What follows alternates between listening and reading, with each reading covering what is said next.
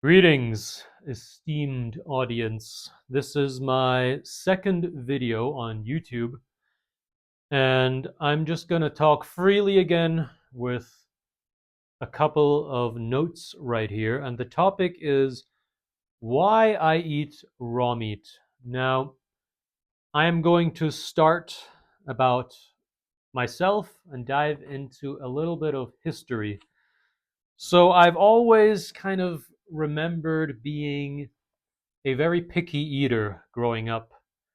As far back as elementary, primary school, I didn't really like the meals that were served during the school lunch. And even at home, I would be picky in terms of vegetables, but also meat. I distinctly remember not liking just many foods and having basically a constant craving for sugars and treats.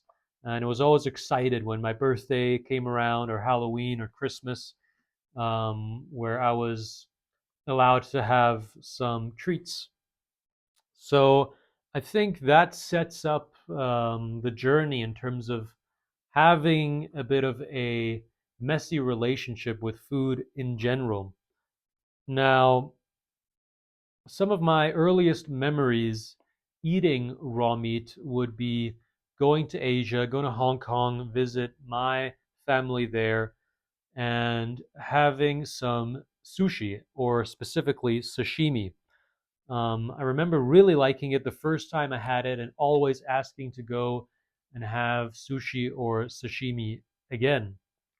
In Europe, where I grew up, I got introduced a bit later in life. I think this was around my early teens to the dish called beef tartare. And in Switzerland, this is traditionally eaten with some toast. And every time we would go out to a restaurant, once I discovered this particular treat, I was really loving it, really craving it, always asked for it when we were eating out. And my older brother as well, I think he was the one that kind of ordered it first, and I was kind of amazed. What are you ordering, older brother, there? And that's kind of what I guess gave me my first taste without any kind of philosophical leaning towards eating meat at all. I grew up eating a very balanced diet. My mother would often cook extremely tasty, delicious meals with an Asian touch. We often had rice with three or four or five dishes to share, kind of potluck style, as is done with most Asian families. And then on weekends, we would often go out or have Western food, like spaghetti or stew, pizza, steaks, all kinds of different pasta. Now, something else that I've been struggling with throughout my life is skin issues, specifically acne and psoriasis, dermatitis, a lot of different issues. I had rashes and dry skin growing up, pretty much from my teen years until today. I've never really felt like I had clean, perfect skin pretty much ever. I was always struggling with something. And of course, I was put on Accutane when I was younger, and I think um, it did some damage to me. I don't know if it's psychologically or hormonally. I do not recommend it, and it didn't seem to have worked for me specifically, as the acne keep coming back. I went on and off it again and again to try to beat it. This was around when I was kind of 16, 17, I think. And one day I basically said, I don't want to take it anymore. The side effects were bothering me. I got extremely dry skin, especially in my face, around my eyes and my scalp. Not comfortable at all. And I think that also led to, other issues in terms of my mental health, specifically anxiety, but also, I think I just have a very erratic personality. I'd be the kind of person that would not study for exams in school and wait till the night before and then cram, until 6 in the morning, and then still do well somehow. Some of my favorite stories of this kind of studying was at university, where I would have an exam at, let's say, 10 a.m. the next day, and I would wait until 4 in the morning to start studying. I would go to the 7-Eleven, get a 4 pack of Red Bulls and a pack of cigarette, and then just study from like 4 in the morning till 9:30 in the morning, and then ace the exam. And that doesn't necessarily have to do with diet, but in terms of my personality and mentality, I was kind of a very erratic person. Now, how did I first get introduced to eating meat in general, or eating more meat, carnivore diet specifically, or raw meat specifically, in a world where plant food and vegetarian diets are so heavily pushed? Well, for me, it really was YouTube. I I've loved YouTube and watched YouTube videos ever since I can remember, kind of a real addict in certain periods of my life, where I would watch for hours and hours a day, ranging topics anywhere from sports to philosophy, history, and then the usual, accident videos, funny animals, documentaries, and what have you.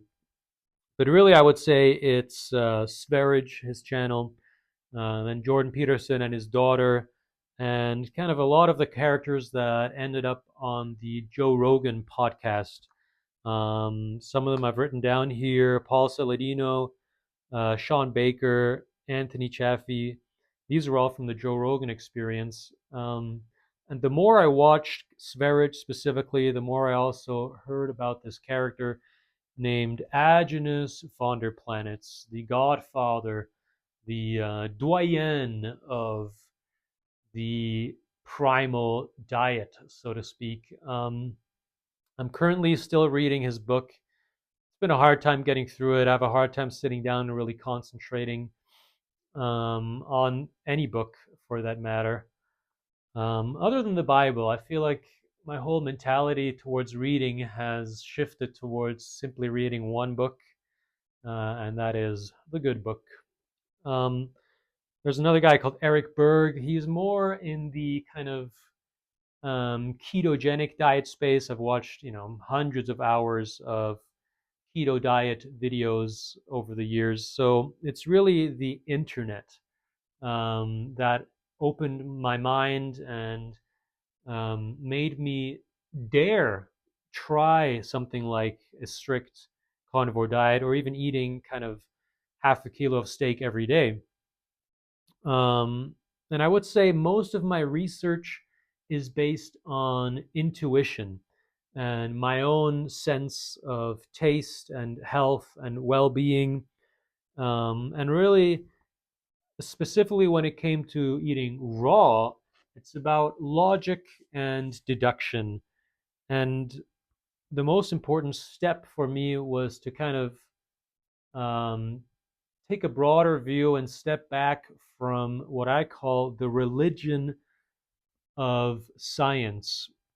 I believe if you are meticulously following the so-called scientific studies, where they mention all kinds of complicated words like, different names of different proteins and amino acids and receptors and microbiome, whatever's happening, I feel like the whole language itself is to a certain extent religious.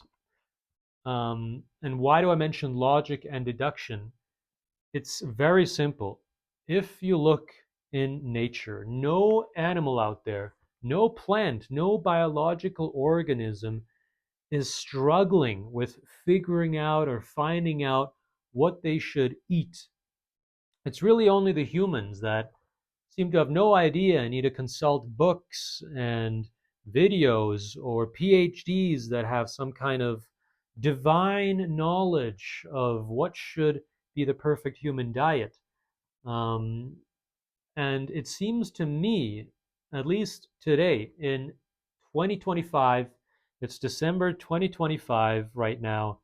And when I look around the world, when I travel around the world and I look at my fellow human beings, I must say they look very sick. They look very unhealthy. They don't look well. Most of them are kind of a little bit overweight, and their posture is bad. And I include myself in this. And we seem to need all these crutches. Even clothes themselves are a bit dubious, in my opinion. No other animal seems to need to wear clothes or cook their food or meticulously prepare or process it or have these massive monoculture farms to sustain their sustenance. It all just seems a little bit unnatural, to say the least. And these animals in nature, when you see coyotes or foxes, bears, moose, deer, the birds, pretty much any animal out there will automatically look pleasing to the eye, beautiful, just as God made them. And yet we humans seem to struggle with that. And if you go down this specific rabbit hole further, you will start to ask yourself, well, then what should we eat? If I just think, okay, as a human in nature, what would I eat? What did humans eat before they had farms, before they even had fire? And it's very, very easy to answer that question. It would be meat. Some berries, perhaps, when they're in season, some fruits. Um, But the fruits of today, I don't really trust them anymore. They've been crossbred, they've been enhanced genetically through targeted breeding, so to speak, and specifically the stuff you see in grocery stores that are, again, farmed in mostly monocrop industrial farms, which are basically businesses. They're out to make money. They're not out to deliver, a product that will maximize human health, in my opinion. And there's really no need for you to be eating a mango if you're living, let's say, in Northern Europe in the deep winter. It's that feels unnatural as well. It seems to go against the natural rhythm of things. But meat is readily available everywhere you go, in every country, every corner of the earth. There are animals pretty much everywhere. Of course, there's the desert. There's places that are not that inhabitable, but generally where humans have settled, there is an abundance of wildlife, of fish, birds, and all kinds of ruminant animals like deer and buffalo, for example, that we unfortunately eradicated in North America, a very sad history. So these kinds of thoughts led me more and more into eating meat. And once I did, I started to feel like it was good for me. I think meat is easy to digest, especially if it's raw. And I think in terms of the nutritional value, you don't even have to go into the science. You don't have to say, well, which vitamins are there? Is there B12 in plants or isn't there? Where will I find a folic acid or zinc or any of these things? Don't even think about it. Thinking like that is already a trap because you're entering the frame of the religion of science. Instead, I simply use my eyes and I look at a piece of raw liver and I compare it to something else that one might eat today: a carrot, a broccoli, a piece of bread.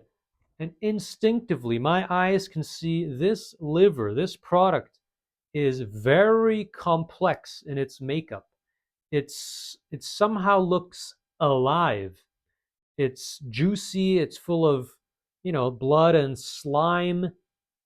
And when I think about my own mouth and how my throat and intestines look like, that's how they look like. And a product like that, an object like that, would obviously be easier to mesh in, to integrate itself, to be digested within the system compared to something like a raw piece of broccoli or a piece of bread or a pasta.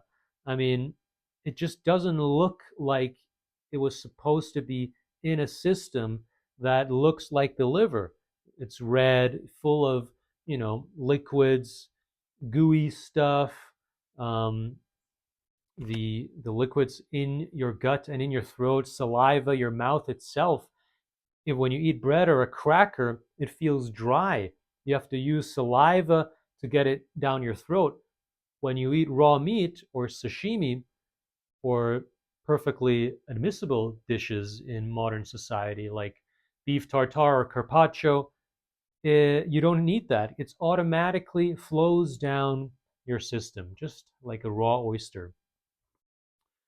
Um, and to go a bit further in terms of logical deduction, if you just think about human history a little bit more, cave drawings, the early cave drawings, a lot of them depict the hunt. The hunt was always something very, very important. And I can clearly imagine this in a tribal setting.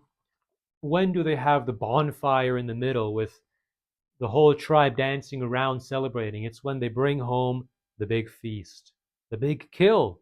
Not when someone has found a bush of blueberries, like that's not very exciting. But when you kill like a buffalo or a mammoth or a big animal that can feed the whole tribe for weeks, that's when you celebrate. That was a good thing, and it's so obvious because when you kill a big animal like that, not only do you have food, you can use a lot of the animal for other purposes as well. For example, the fur for clothes, you can use the skin to make it into leather. Then the bones can be used or shaped into tools. There's just so many things that you can do with an animal that you can't do with the plant. So it makes a lot of sense that we would have specifically used the entire animal, the meat and the organs for food, and other parts of the animal for survival as well.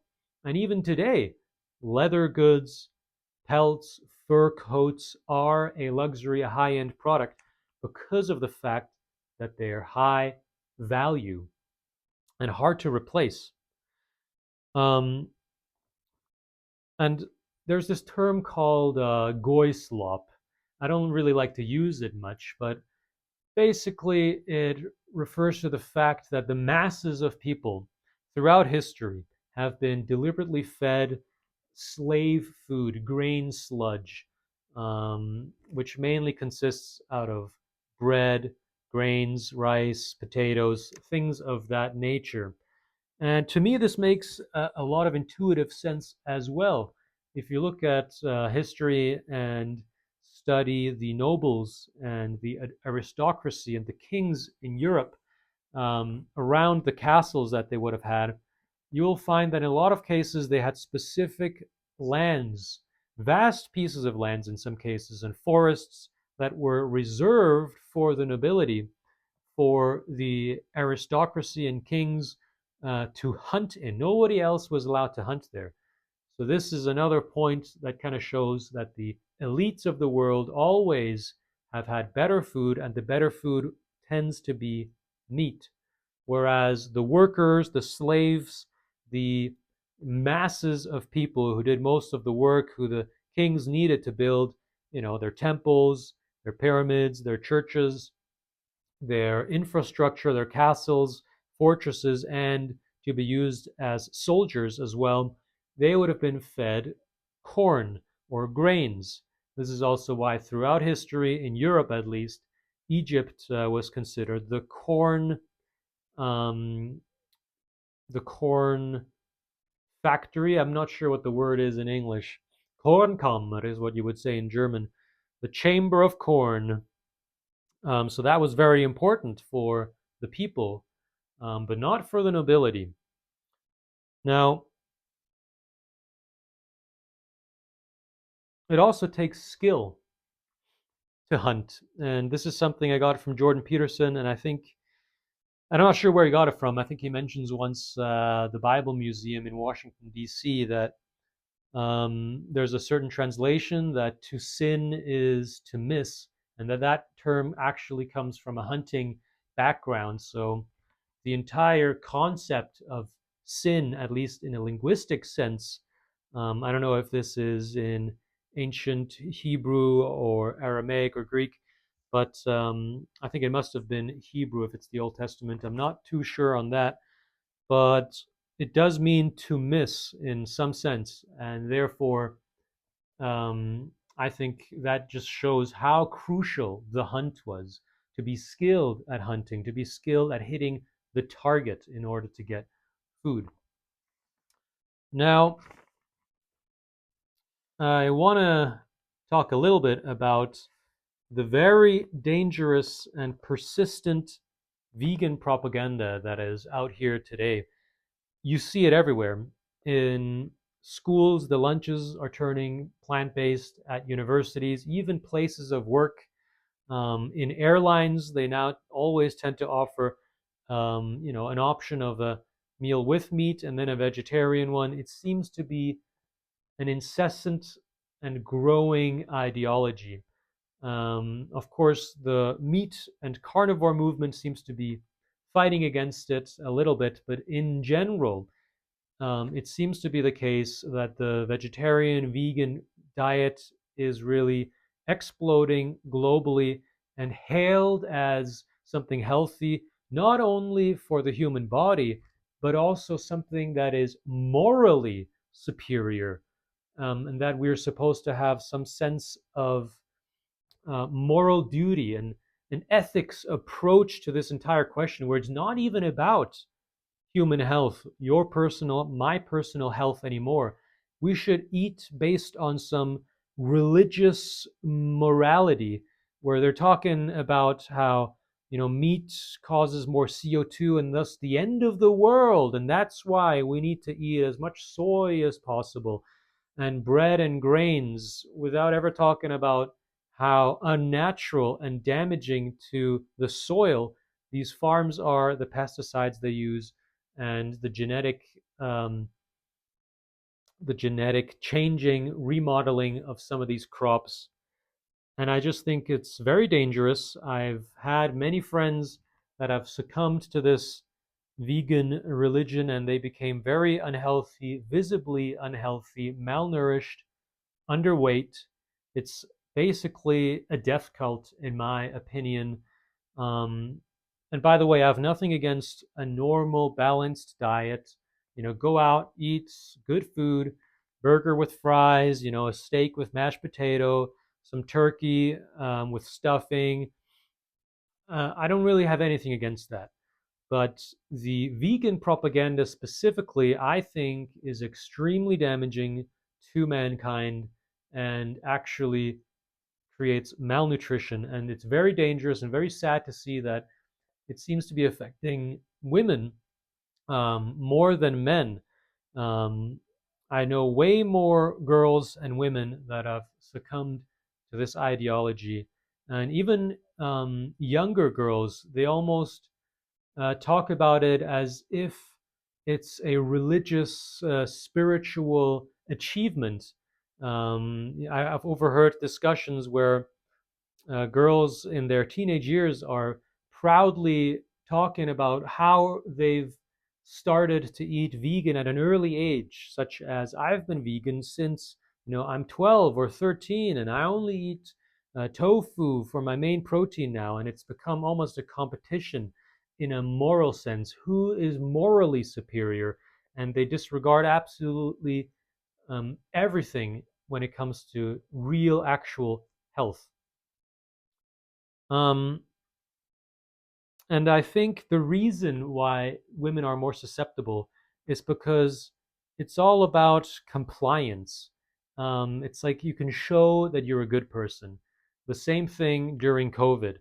And I think, and this is not criticism, but I think the survival instincts of women in general tend to be more to behave in the way that the group is behaving, even if they disagree or are skeptical about that behavior. They want to be part of the group, they want everyone to be at peace. And because of this, I think it's affecting women more. They want to show how morally good they are, they're being good girls. And it's just very destructive, especially when they start feeding their newborn babies in a vegan diet as well. There's many documented cases of them accidentally killing their own children, which is just a real shame. So I'm going to talk a bit about sustainability as well. I saw an interesting advertisement. It was a huge poster um, advert for fur clothing, and it's claimed at the bottom that this is the most sustainable clothing. And obviously, it's very provocative, but I tend to agree. It's kind of funny, edgy, and obviously, it's the most sustainable. Leather and fur is 100% biodegradable. So obviously, I would say that's more sustainable than wearing something made out of polyester, nylon, basically fossil fuels that were mined from God knows where, that took a tremendous amount of energy and work to even get out of the earth in the first place. And there's a lot of research going on now discovering how actually it might be damaging for humans to be wearing all of these basically plastics every day, and they're tight, restrictive, a lot of problems with that. And I think the same goes for meat. Meat is the most sustainable food because of the fact that it's the healthiest for the human. So, you don't have to even brush your teeth or go to the dentist if you eat only raw meat because your teeth aren't damaged by the food that you eat. Also, your body in general functions better. And there's simply no need to be creating these mass farms of high carb products and sugars that damage the human body. That is where it's unsustainable. So, the reason why I'm making this video at all is because I want to talk about raw meat, and also I'm an extreme skeptic, I would say. I'm very skeptical about a lot of things in this world. At a young age, I've been fortunate, or I guess maybe unfortunate enough, to have explored a lot of the world, traveled wildly. I've worked in many different industries, got to know many people, learned various languages. I can read newspapers in different countries, and it gave me just a very wide perspective. In one sense, I saw that most humans are just the same. We all want to eat, we all want to survive. We all want a roof over our head when it's raining. We want to be close to a fire, somewhere warm when it's cold. So, in many senses, we're all really the same. And this fascination about traveling and seeing different cultures, I understand it, but at the same time, it's really overhyped. We're all just humans here on this planet. And I'm very skeptical about things since a young age. I really like to question narratives and stories and behaviors, probably because both of my parents were lawyers. So around the dinner table, you can imagine it wasn't really always very peaceful. We would have, fun and lively debate pretty much every night. And I think that's part of the reason why I am the way I am. And when it comes to raw meat, this is one thing that even my highly skeptical mind cannot disavow. It is simply too obvious that raw meat is edible, and it is edible in most of the world, in all kinds of restaurants, even in the highest class of restaurant, in the most expensive places, they will serve things like caviar and oysters. They'll have beef tartare and carpaccio. They'll have sashimi, expensive, otoro, high fat tuna sashimi, etc., etc. So really, raw meat is something we have been eating since a long time, since the beginning of time until today. So it's not really damaging. It doesn't hurt us, even though there's all this propaganda about bacteria and parasites and a lot of fear mongering. And second of all, after personally trying it, I can find no complaints. The digestion is good. You feel energized. Sleep is better. There is simply no denying that meat is the food for humans, or a main food for humans for sure, and everything else is supplementary. So To go back to the scientific stuff, um, after COVID, obviously, I have completely rejected basically 99% of whatever scientists in the medical industry say. I think we have drifted so far away from our true nature. We are so far along the journey, um, after being kicked out from the Garden of Eden, after being one with God, with nature, that now pretty much everything we do is very, very strange, to say the least. And I think instead of chasing scientific truth, this world, especially in the nutrition side of things, is in dire need of some more spirituality. So perhaps seeking someone like God first would be better, instead of seeking some kind of scientific truth first. Because the scientists, they can never figure out 100% of the truth. Maybe they discover this reaction leads to this, and some more of that protein or some more of that enzyme might lead to this outcome or that outcome. But that's just one reaction or a series of chain reactions. They could never explain the totality of the human experience. It's not possible. They'll never do it. Every drug pretty much that's ever been invented has come with side effects. And all drugs that come on the market seem to vanish after a certain amount of time. The humans of today don't use the same medicines of the humans just 50 or 100 years ago. So they're reinventing things constantly, and it always seems to be for profit. And anything that's for profit, I am immediately skeptical about, especially when it comes to human health and well being. Now, obviously, meat costs money, but you don't see them advertising meat everywhere incessantly, online, on TV, selling their products, in these little bottles. It's just very rare, and it's very unnatural, I think.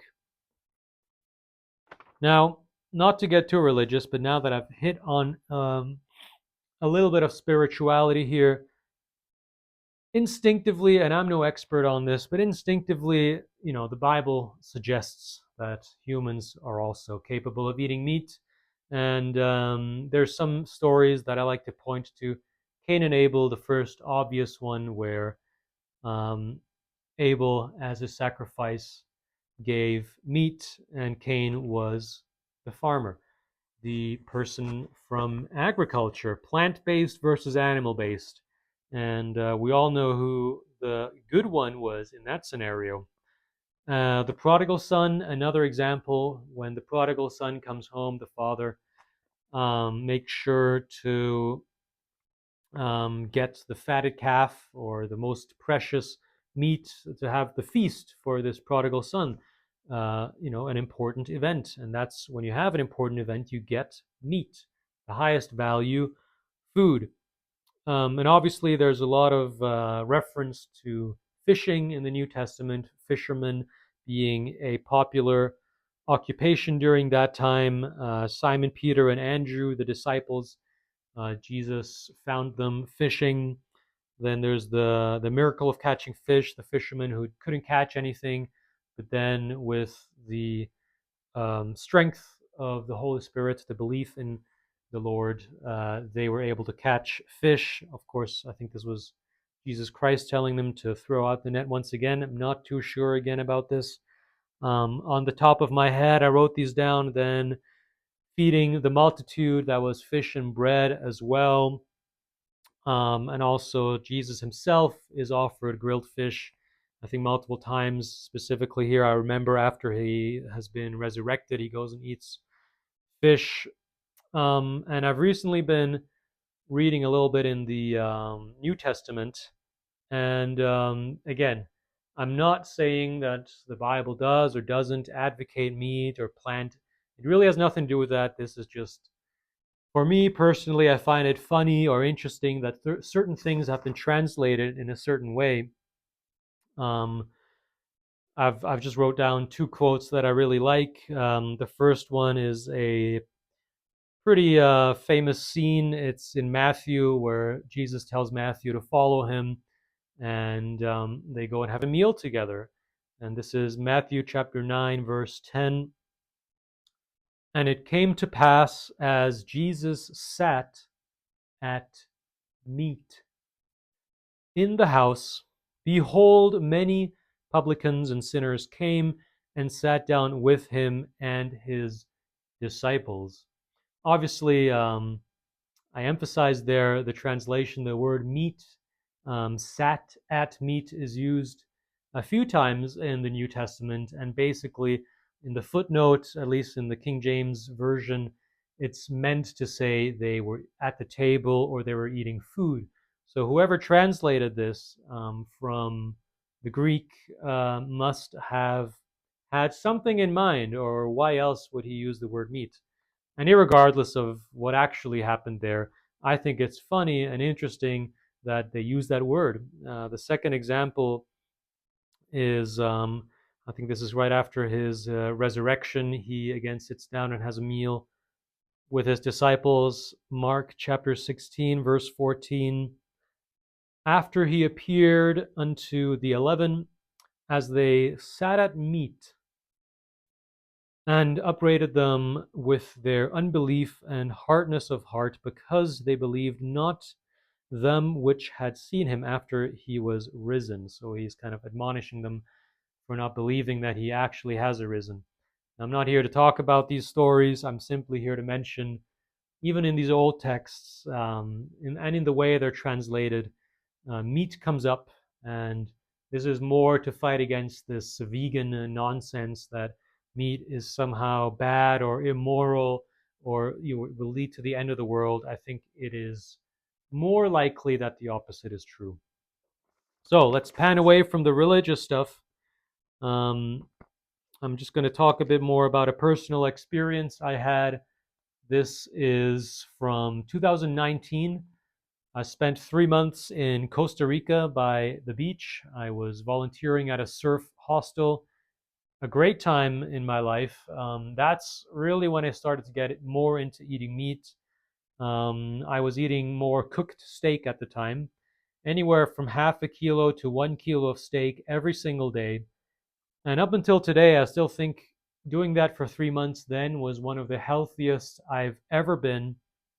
And I have to talk about something that's a little bit vivid, might not be very palatable, but one thing you notice after about a month or two is when you go to the toilet, especially for a poop, you only go once every 5 days, and it comes out clean, like 2 or 3 chunks, like well lubricated bombs. They come out, no cramping, no pain, no need to exert pressure. You're done with your business in 30 seconds.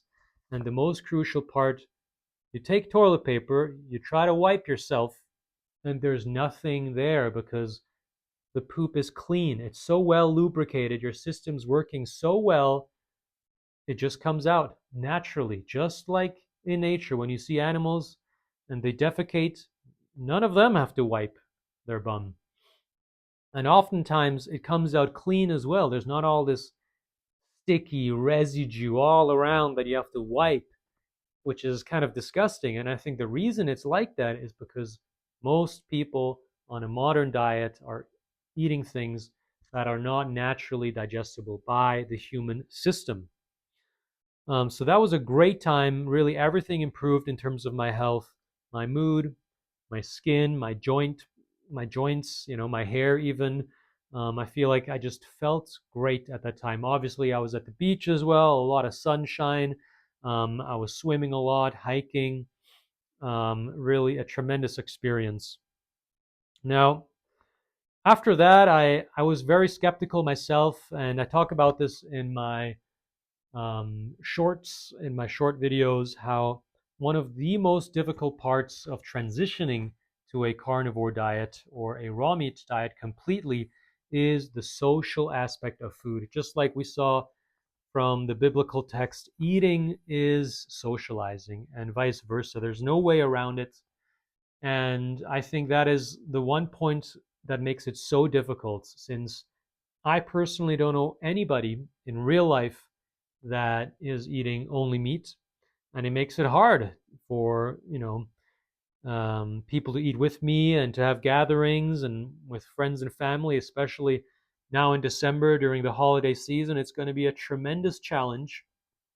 Um, but I think this is why I need to have faith. It's not just about physical or mental health. It's about the mindset and the belief that you have to do this, and I'm doing it for myself, for my health, and I'm also documenting it and showing the world what I'm doing.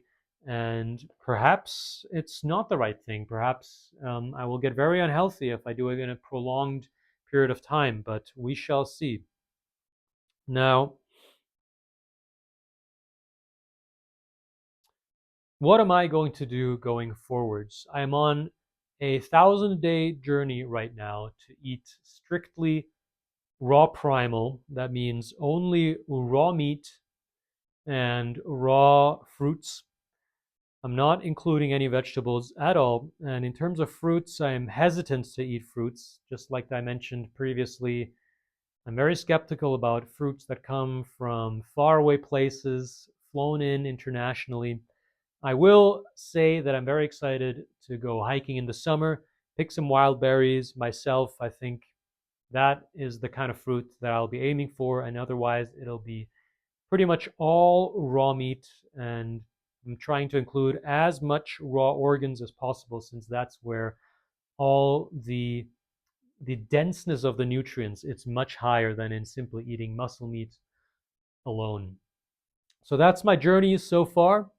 Um, I plan on doing some more long form videos, but I'll keep doing my daily videos, the shorts, on TikTok, Instagram, and also on YouTube. So thank you very much for watching, and see you next time.